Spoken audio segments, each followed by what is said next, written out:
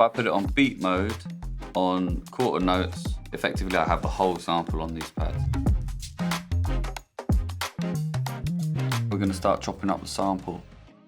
So what we're going to have to do is we've got our MPD here, so we need to get the sample onto the MPD. If you manipulate audio and then you drag that audio into a MIDI channel, all your manipulation will not be there. So what I do to be on the safe side is I resample. So I open up an audio track and I resample my sample, basically.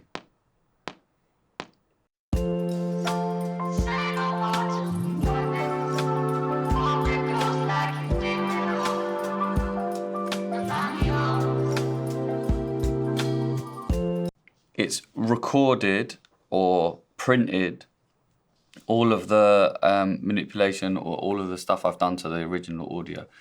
So let's get a MIDI track open.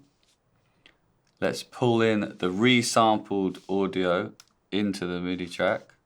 Go to slice, transient, pull the transients down to whatever you want. And then you don't have to do this, but I take my velocity all the way down and my volume back up to 0.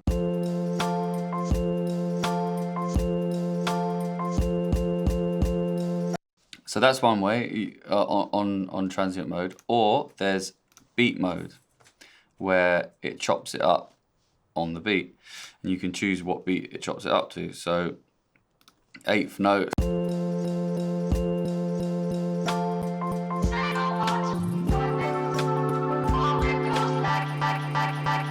Or quarter notes.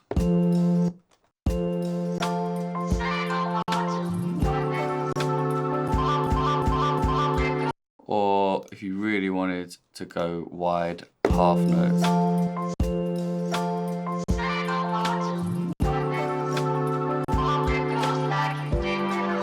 So I usually go to what sounds the best really and what feels the best, because the length of your sample will determine how much you're getting in. If you've got a big massive length of audio to chop, you put it on transient mode, these pads might only capture the first sort of quarter of your sample. This way I can see that if I put it on beat mode on quarter notes, my last pad is the last part of the sample. So effectively I have the whole sample on these pads. The reason I used a pad and not the keys to do this is because you can jump you can jump all over the place on the pads without it feeling like you're on the keys. You might miss a note because it goes up in sequence. You might miss the black notes, you might miss the white notes. On MPD, it's just all flat, laid out. Then the next thing to do is just have a play around on the pads, and that's the fun bit, really.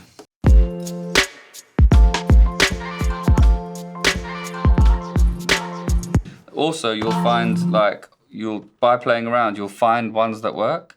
You're like, that's not especially a good hit for me. That is. So.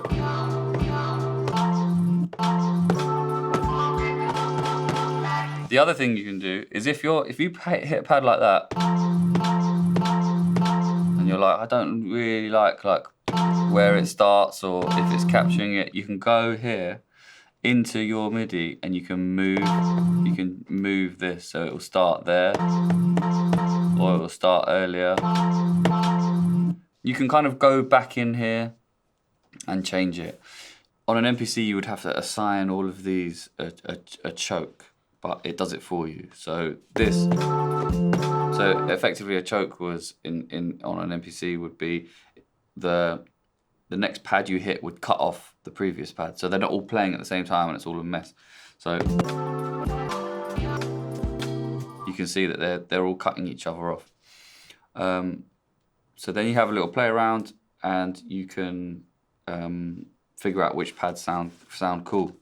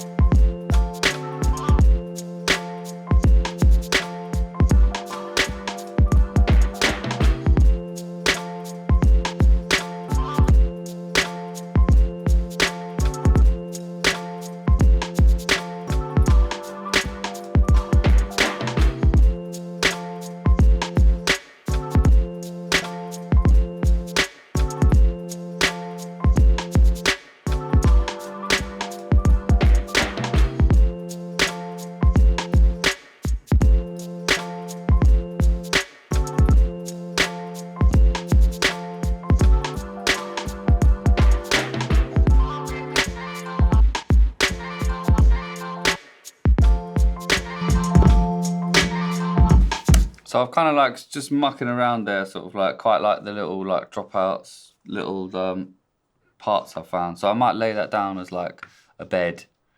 It doesn't have to stay like that, but.